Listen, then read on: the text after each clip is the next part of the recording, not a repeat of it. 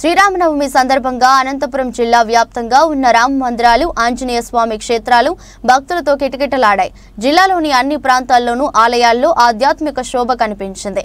తెల్లవారుజాము నుంచి శ్రీరామచంద్రుని దర్శించుకునేందుకు భక్తులు ఆలయాల వద్ద బారులు తీరారు.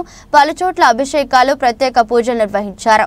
అలాగే శ్రీ సీతారాముల కళ్యాణాన్ని పెద్ద ఎత్తున నిర్వహించారు. అన్ని ప్రాంతాల్లో భారీ స్థాయిలో అన్నదాన కార్యక్రమాలు కూడా నిర్వహించారు. పలుచోట్ల సేవా కార్యక్రమాలు కూడా చేశారు.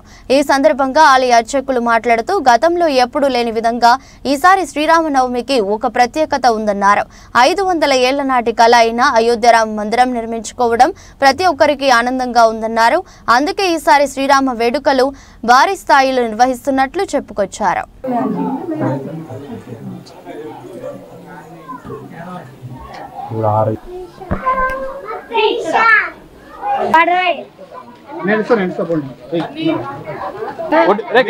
అట్లా పక్కన నాన్న అడిగో ఓ నిమిషం నువ్వు అడుగు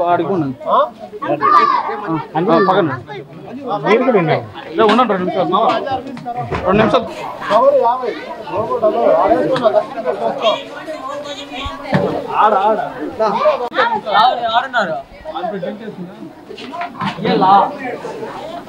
ఓకేనా.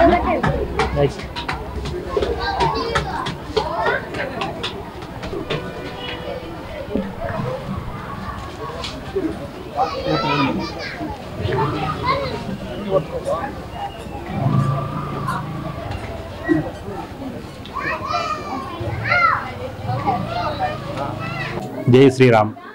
భక్తులందరికీ కూడా విజ్ఞప్తి, ఈ యొక్క దేవాలయం వచ్చేసి అనంతపురం టౌన్ నీరుగంటి వీధిలో 1969 నుండి ఈ దేవాలయం ఉంది. ఇది వచ్చేసి శ్రీ సీతారామలక్ష్మణ స్వామి ఆంజనేయ స్వామి దేవాలయం అన్నమాట. ఈ దేవాలయంలో ప్రతి సంవత్సరం కూడా ఈ యొక్క శ్రీరామనవమి పండుగ అంగరంగ వైభవంగా జరుగుతుంది.